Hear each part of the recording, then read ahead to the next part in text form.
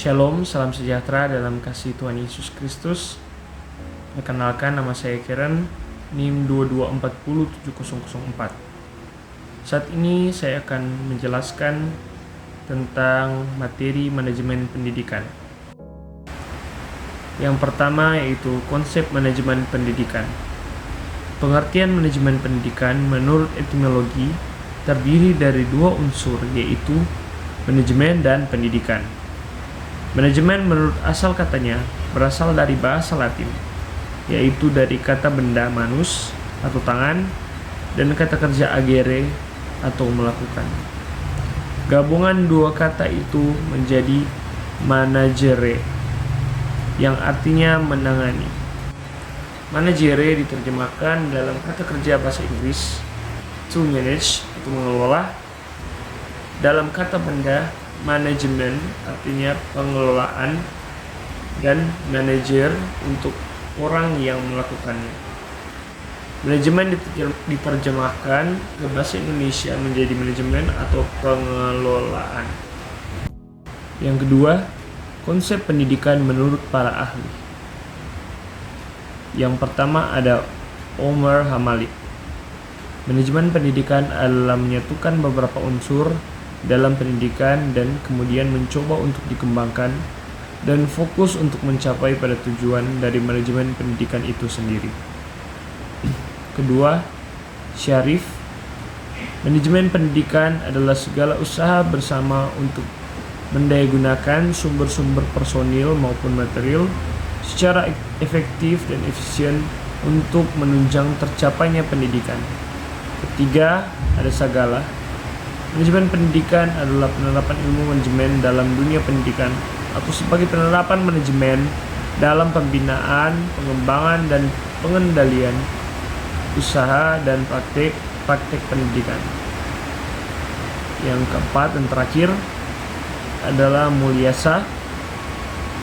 Manajemen pendidikan adalah segala sesuatu yang berkenaan dengan pengelolaan proses pendidikan untuk mencapai tujuan yang telah ditetapkan, baik tujuan jangka pendek, menengah, maupun tujuan jangka panjang. Ketiga, ada fungsi manajemen menurut George R. Terry. Yang pertama, perencanaan atau planning. Fungsi perencanaan pada tahap awal kegiatan manajemen dilakukan perencanaan untuk menentukan target yang ingin dicapai organisasi beserta langkah-langkah atau prosedur yang harus dilakukan untuk mencapai tujuan tersebut. Kedua, pengorganisasian atau organizing. Fungsi pengorganisasian atau pengelompokan sesuai dengan kebutuhan pengorganisasian ini dapat diterapkan pada unsur-unsur manajemen yang ada. Misalnya, pengorganisasian sumber daya manusia sesuai bidang keahlian masing-masing atau pengorganisasian bahan baku material sesuai dengan kebutuhan organisasi. Ketiga, ada actuating atau pelaksanaan atau penggerakan. Fungsi actuating yaitu bahwa tercapai atau tidaknya tujuan tergantung kepada bergerak atau tidaknya seluruh anggota kelompok manajemen, mulai dari tingkat atas, menengah sampai bawah. Hanyalah merupakan pemborosan terhadap tenaga kerja, uang, waktu, dan materi, atau dengan kata lain merupakan pemborosan terhadap tools of management. Yang terakhir ada pengawasan atau controlling. Fungsi manajemen yang terakhir adalah fungsi pengawasan atau monitoring. Fungsi ini perlu dilakukan untuk memastikan proses pencapaian tujuan organisasi tetap pada jalur dan sesuai dengan timeline yang telah direncanakan di awal. Keempat, ada rumus 6M plus 1E sama dengan G. 6M terdiri dari yang pertama, man atau manusia atau manpower. Ini mengacu pada tenaga kerja atau orang-orang yang terlibat dalam proses atau kegiatan tertentu. Pertimbangan termasuk keterampilan, latihan, dan motivasi individu dalam mencapai tujuan. Kedua, ada machine atau mesin. merupakan peralatan atau alat yang digunakan dalam proses produksi atau kegiatan lainnya. Faktor ini mencakup keandalan, keefisienan, dan kondisi mesin yang digunakan. Ketiga, ada material atau bahan baku. Ini merujuk pada bahan baku atau input yang digunakan dalam proses produksi atau kegiatan lainnya, termasuk kualitas, ketersediaan, dan manajemen persediaan bahan baku. Keempat, ada method atau metode. Ini mengacu pada prosedur atau langkah-langkah yang digunakan dalam melakukan suatu tugas atau proses.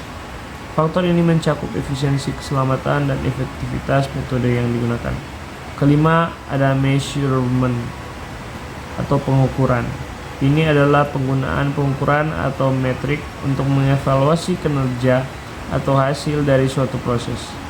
Pengukuran yang tepat diperlukan untuk memantau kemajuan dan mengidentifikasi ketidaksesuaian.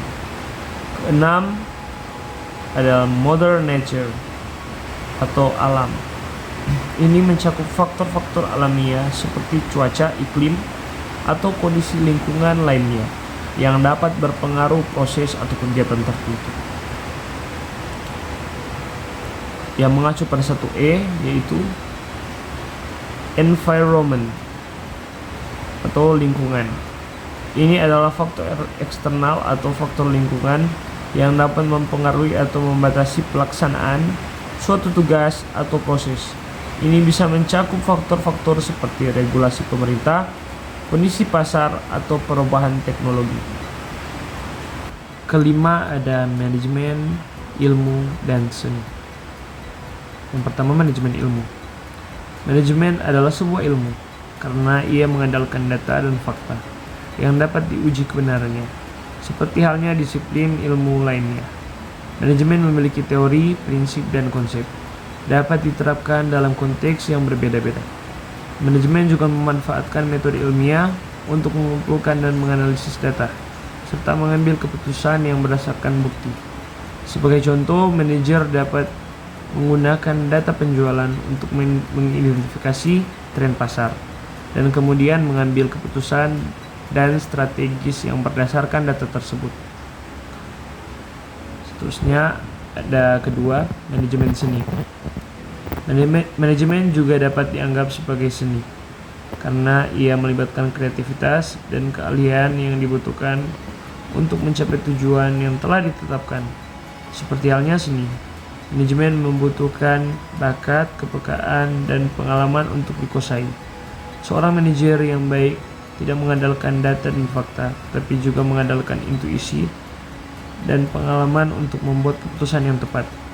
Seorang manajer yang ahli dapat membawa keluar sisi kreatif dalam pengambilan keputusan, menciptakan solusi unik untuk masalah yang rumit, dan menginspirasi tim untuk mencapai tujuan yang lebih tinggi. Yang keenam adalah implikasi manajemen pendidikan seni. Contoh pada seni musik yaitu pengembangan kurikulum musik, pelatihan dan pengembangan guru musik, pengadaan dan pemeliharaan alat musik, penyelenggaraan konser dan pertunjukan, dan pengadaan beasiswa. Terakhir, kesimpulan. Pendidikan merupakan salah satu yang sangat menentukan kualitas suatu bangsa. Kegagalan pendidikan dapat berimplikasi pada gagalnya suatu bangsa, begitu pula sebaliknya. Jika pendidikan berhasil, maka secara otomatis membawa keberhasilan pada sebuah bangsa. Pada dunia pendidikan, hendaknya memperhatikan unsur-unsur pendidikan, yaitu peserta didik, pendidik, manajemen, sarana, dan prasarana. Aset yang diperlukan dalam pendidikan adalah sumber daya manusia yang berkualitas. Sumber daya yang berkualitas dapat berupa dari siswa, masyarakat, maupun dari pendidik.